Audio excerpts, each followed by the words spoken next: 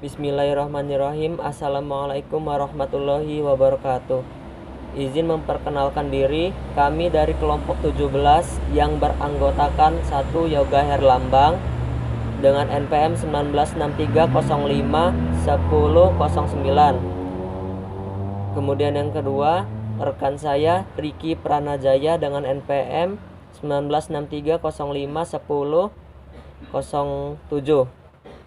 ingin mempresentasikan PPT bulu tangkis yang akan dijelaskan oleh Riki Pranajaya. Kepada rekan saya Riki Pranajaya, dipersilahkan. 1. Sejarah terciptanya olahraga bulu tangkis. Olahraga yang dimainkan menggunakan raket dan kok berkembang sekitaran 200 tahun lalu di Mesir kuno. Nenek moyang merupakan sebuah permainan Tionghoa yang namanya jianzi, yang dimainkan menggunakan bola namun tidak menggunakan raket. Tujuan dari permainan adalah mempertahankan bola supaya tidak terjatuh dan menyentuh tanah selama mungkin menggunakan kaki. Sejarah bulu tangkis di Indonesia. Pada tahun 1992 bulu tangkis menjadi olahraga olimpiade musim panas di kejuaraan Barcelona. Ketika itu tim Indonesia dan Korea Selatan masing-masing memperoleh 2 medali emas. Definisi bulu tangkis.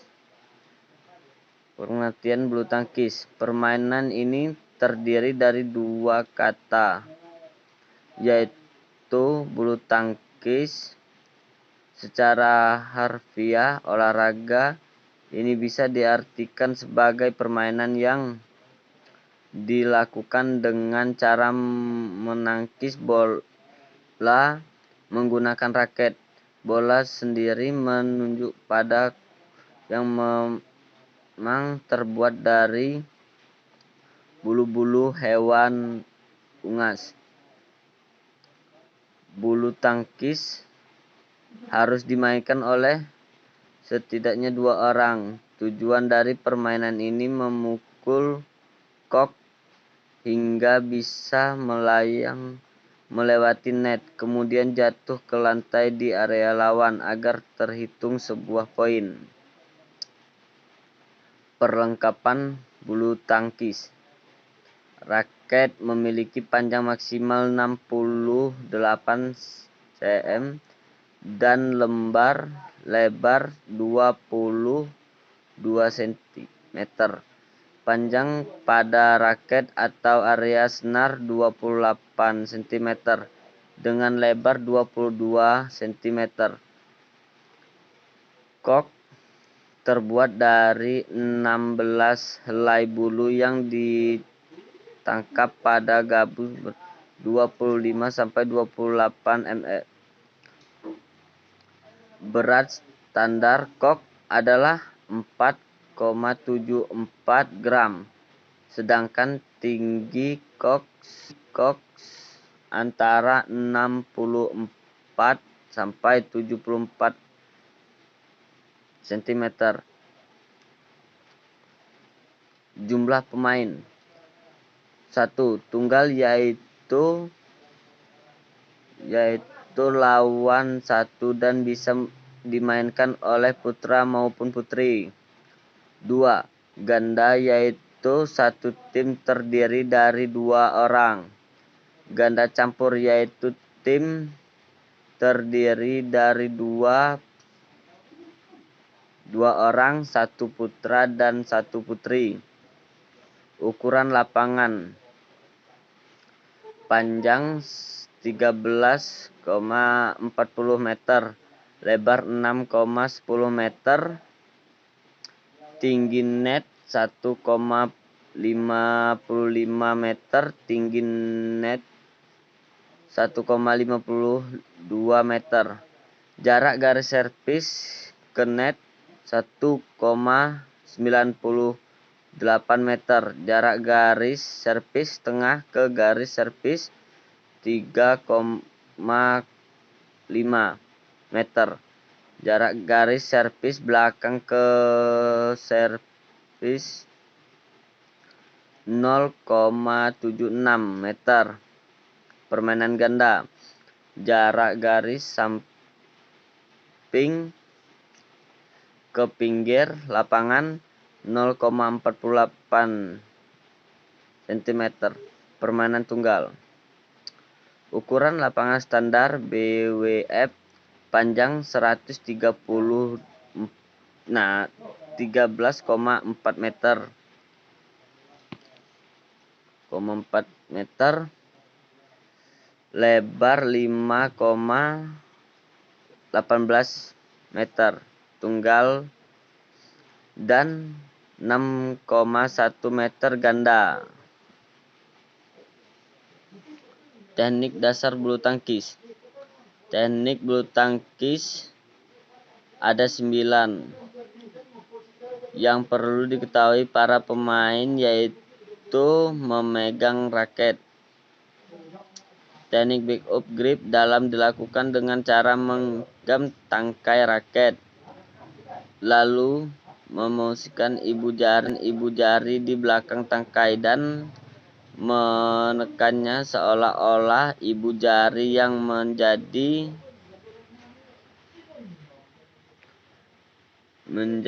penggerak raket. Teknik pukulan. Teknik dasar kedua dalam permainan bulu tangkis adalah teknik pukulan yang bisa digunakan para atlet bulu tangkis adalah memukul dengan teknik forehand. Cara teknik gerakan kaki. Seolah pemain bulu tangkis harus dan bergerak hingga tangan saja yang lincah. Posisi badan. Selanjutnya adalah posisi badan. Hal ini berkait dengan keseimbangan tubuh. Peraturan dalam permainan bulu tangkis. Dalam permainan bulu tangkis, dalam nomor ganda ataupun tunggal, terdiri atas 21 angka seperti yang telah ditentukan sebelumnya. Misalnya saja kedua belah pihak dapat angka sama, yaitu 20 dan 20, maka selisih poin 2 harus set langsung, maka tentu saja akan ada tambahan set ketiga. Jika tim Anda menang pada set pertama dan kalah pada set kedua, maka ada tambahan 1 set.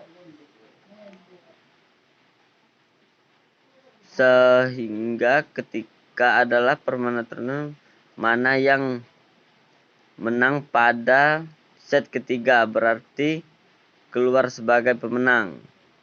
Peraturan pertandingan ganda. Sebelum pertandingan dimulai, telah ditetapkan pihak mana yang akan melakukan servis pertama kali. Peraturan pertandingan tunggal. Permainan akan melakukan servis dari atau menerima servis bidang servis kanan hanya bila pelaku servis kosong. Kedua pemain yang bertanding akan mengubah bidang servis tempat masing-masing pemain itu sendiri. Sebuah angka dihasilkan dalam setiap pertandingan. Ya. Baik, di sini saya ingin melanjutkan materi PPT bulu tangkis, yaitu memahami 8 isyarat tangan hakim bulu tangkis dalam perwasitan. Yang pertama, penundaan servis yang tidak semestinya. Aturan 9.1.7 dan 9.2 memberitahu kita bahwa sekali pemain mulai mengayunkan raketnya ke depan, servis dianggap telah dimulai dan raket harus terus bergerak maju dalam gerakan tersebut terus-menerus. Bergerak maju dalam gerakan terus-menerus sampai tindakan yang servis selesai. Jika tidak, kesalahan akan disebut untuk gerakan non-continue.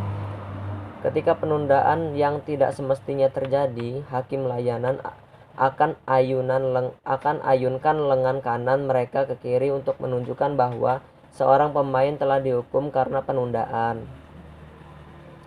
Kemudian kedua, kaki berada di garis lapangan servis. Menurut aturan 9.2.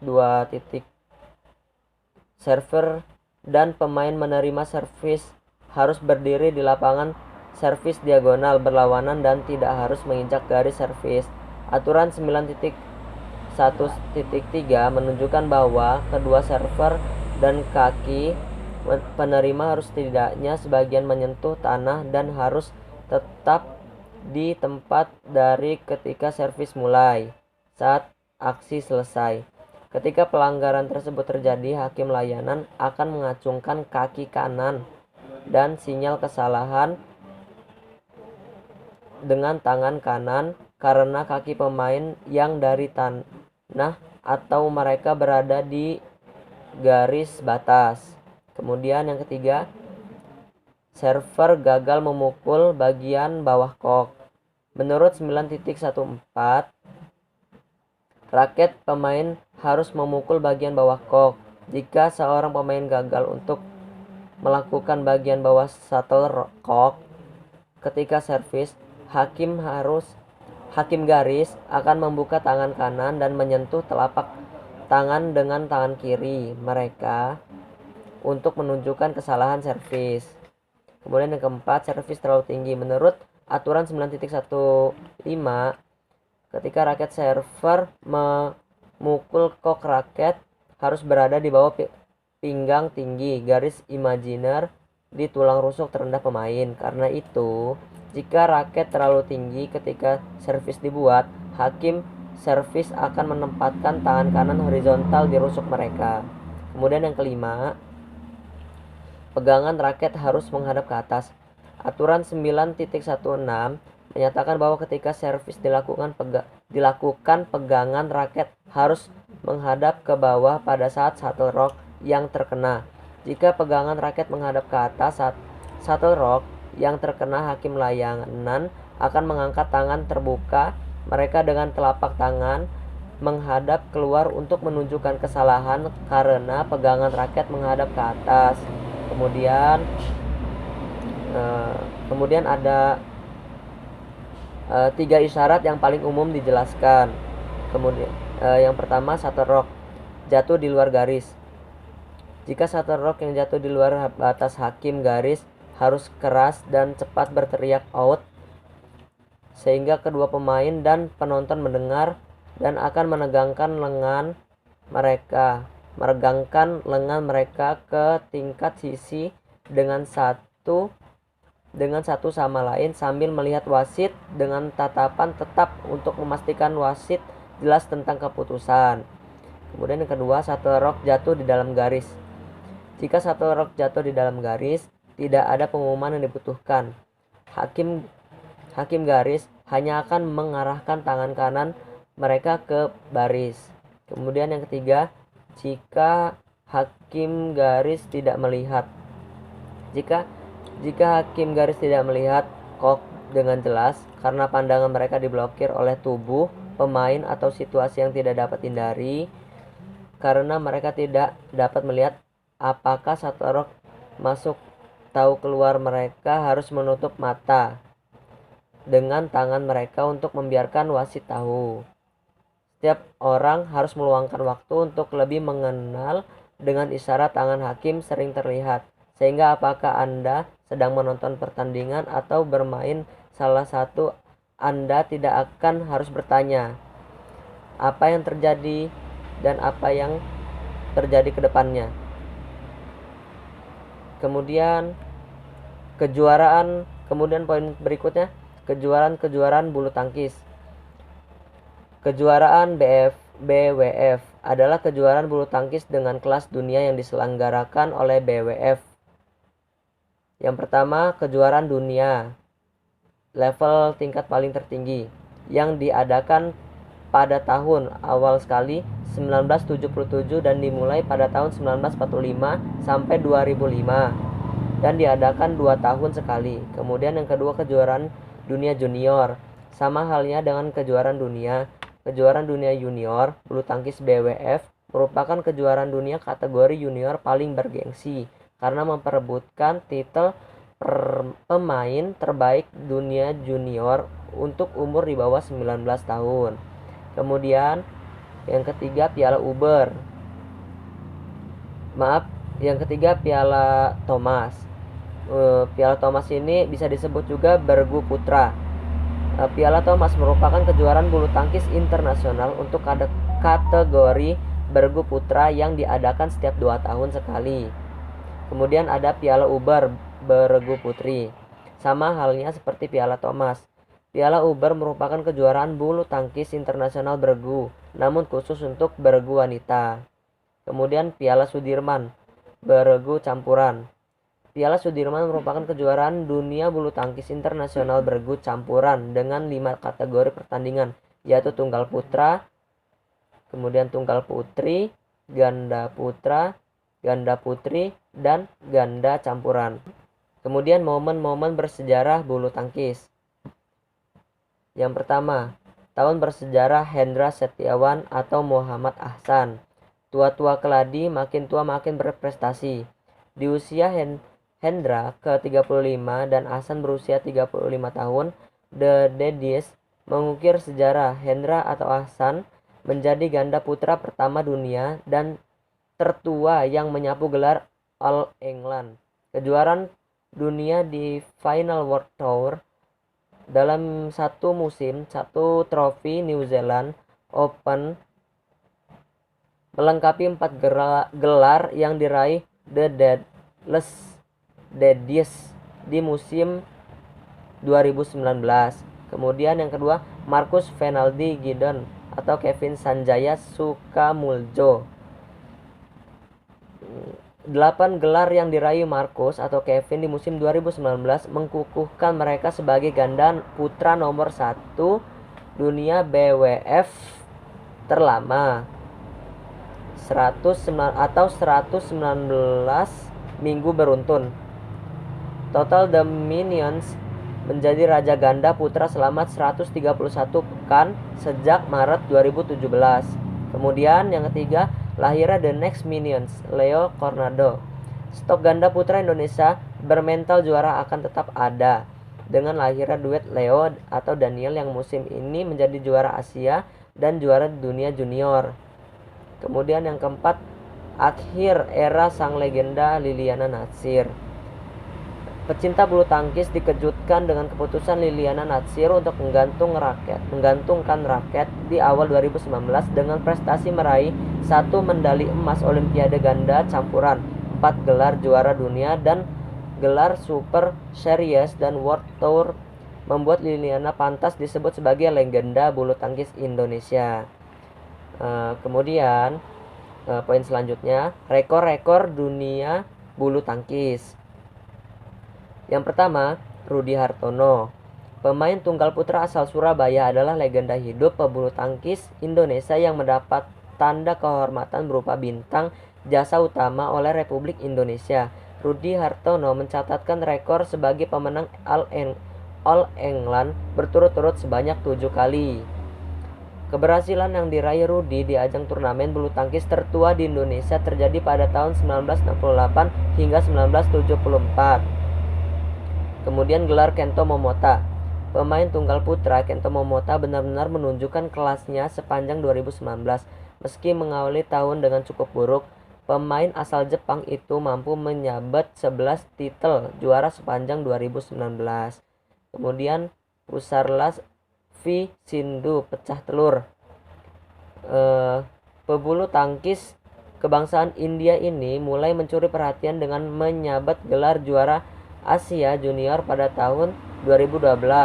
Sayangnya, pesaing keras di nomor tunggal putri membuat Pusaria V Sindhu harus menunda impiannya menjadi juara pada turnamen kelas berat hingga 2019. Kemudian yang terakhir, Super Dedies. Tua-tua keladi. Istilah tersebut cocok untuk menggambarkan pencapaian Muhammad Ahsan atau Hendra Setiawan sepanjang 2019. Sekian presentasi dari kami dari kelompok 17. Jika ada salah kata, mohon maaf. Kami akhiri. Wassalamualaikum warahmatullahi wabarakatuh.